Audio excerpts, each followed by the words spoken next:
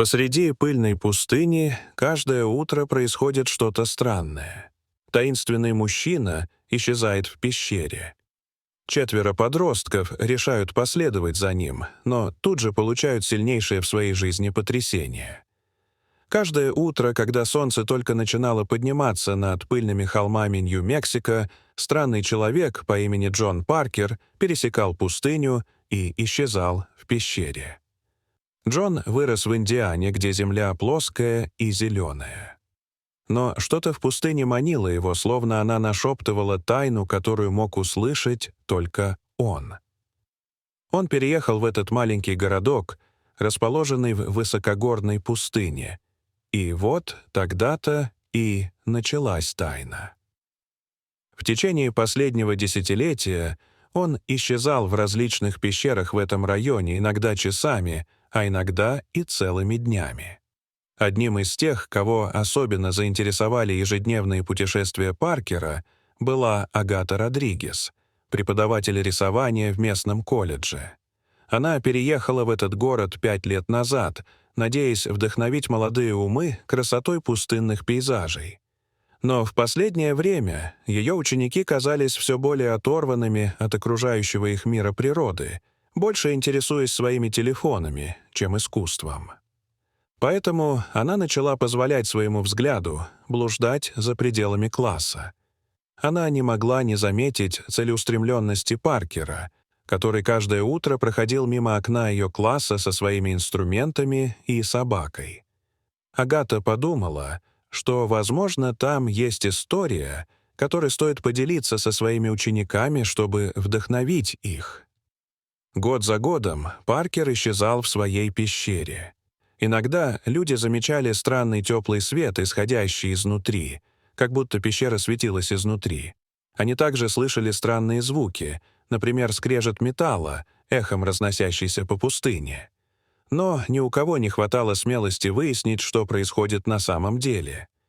Но в один день 4 друзей-подростков — Гарри, София, Марк и Оливия — искали что-то значимое в своей жизни.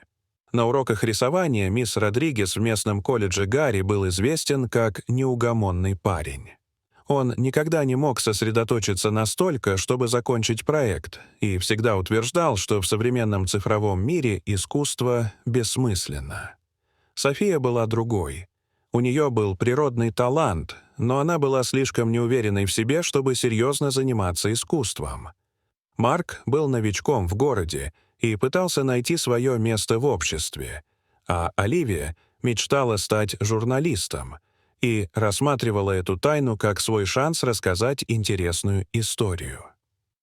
Однажды ранним утром, когда воздух был еще прохладным и бодрящим, они заметили Паркера, направлявшегося к своей пещере, рядом с ним преданно бежал его пес. На этот раз они решили последовать за ним. Они подождали, пока он уйдет далеко вперед, а затем тихонько подкрались к нему сзади. Предвкушение нарастало с каждым их осторожным шагом. Гарри чуть не выдал их, когда случайно пнул маленький камешек, и тот покатился по пыльной земле. Все замерли, сердца бешено колотились. Но Паркер, казалось, ничего не заметил. Когда они приблизились к пещере, то заметили кое-что необычное. Вход больше не был просто темной дырой. Все выглядело по-другому. Кто-то тщательно придал ей форму, сделав ее гладкой и почти похожей на дверной проем. А этот теплый свет, который они иногда видели, теперь он струился, заставляя весь вход в пещеру светиться как по волшебству. Группа чуть не повернула назад. Они были встревожены.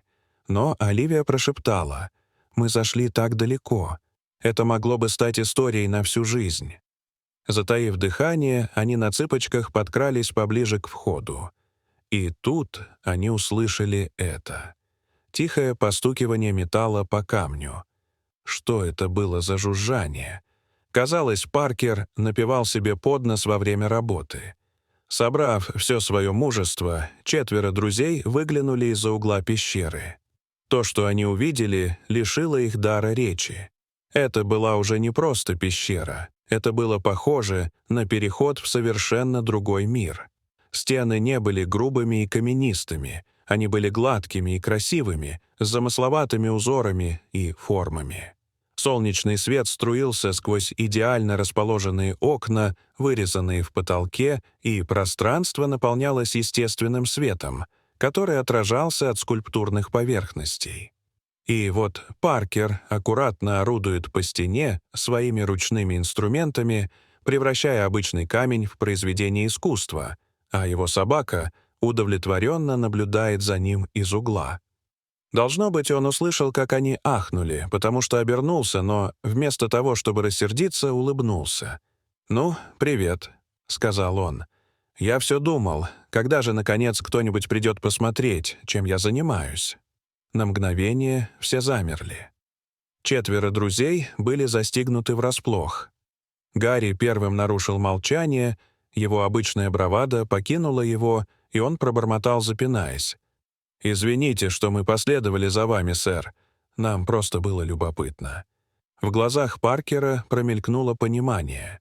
«Любопытство — это не повод для извинений», — сказал он, откладывая инструменты. Оливия, обретя голос журналиста, шагнула вперед. «То, что вы здесь делаете, невероятно. Не могли бы вы рассказать нам об этом?» Паркер на мгновение задумался, изучая молодые лица перед ним. Он заметил что-то в их выражениях, возможно, ту же искру удивления, которую почувствовал, когда впервые обнаружил эти пещеры. «Что ж», — сказал он, — «раз уж вы проделали такой долгий путь, почему бы мне не провести для вас небольшую экскурсию? Но сначала я должен узнать, что вы думаете о моем маленьком хобби». Они все переглянулись, и Марк сказал, «Честно говоря, сэр, такого мы еще не видели». Лицо Паркера засияло. Он показал им свою пещеру, но это была не только одна пещера. Он спроектировал несколько залов, каждый из которых имел свою собственную тематику и эстетику.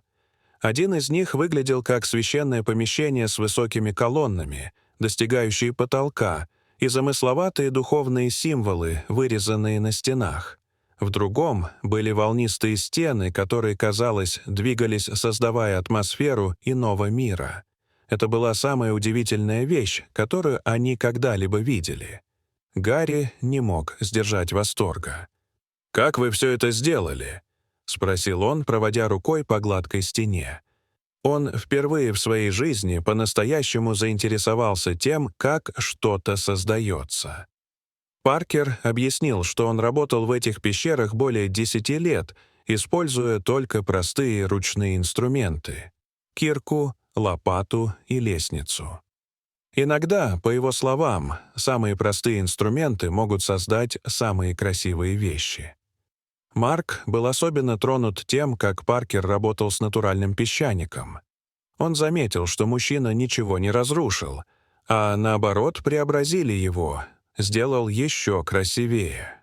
Паркер кивнул, довольный тем, что молодой человек все понял. Это совершенно верно. Речь идет не о том, чтобы завоевать землю или подчинить ее своей воле. Речь идет о том, чтобы работать в гармонии с тем, что уже есть, раскрывая красоту, скрытую внутри, сказал мужчина. София, обычно неуверенная в своем искусстве, не переставала задавать вопросы о технике Паркера. Ее глаза загорелись, когда он показал ей, как использует различные инструменты для создания различных текстур камня. Оливия лихорадочно делала заметки и фотографии, понимая, что наткнулась на что-то необычное.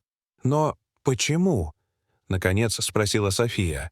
«Зачем вы все это сделали?» Глаза Паркера заблестели, и он ответил. «Я верю, что всем нам нужно пространство для духовного обновления и душевного благополучия. Место, где мы можем забыть о своих заботах и просто удивляться. Именно это я пытаюсь создать здесь. Святилище, где искусство и природа объединяются, чтобы исцелить душу». Далее он рассказал о своем видении пещер.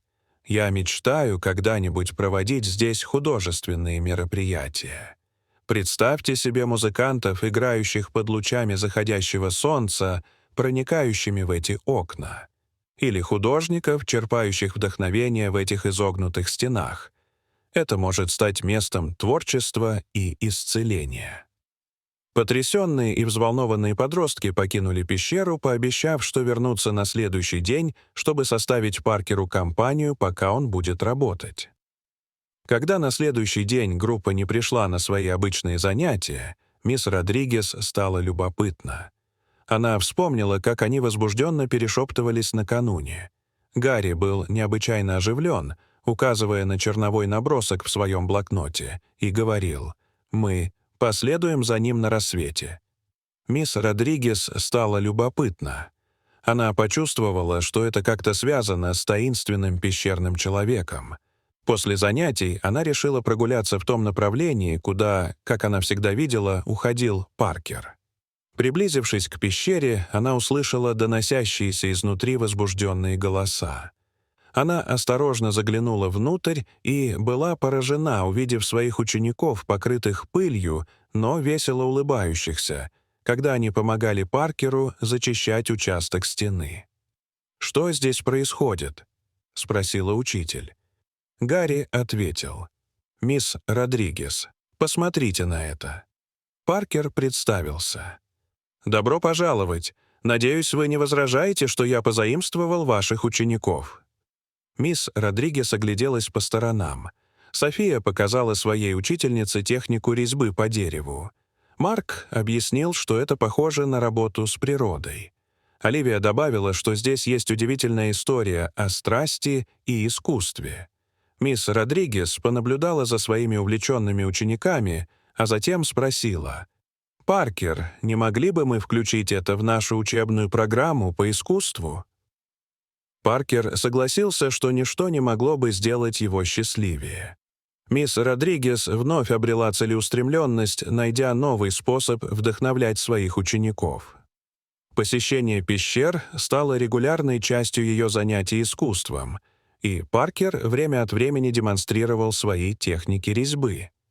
Новость о пещерах Паркера быстро распространилась. Люди приезжали издалека, чтобы увидеть его творение. Дорогие зрители, что вы думаете об этой истории? Расскажите, пожалуйста, в комментариях. А если вам понравилось это видео, то ставьте лайк и подписывайтесь на наш канал. До свидания.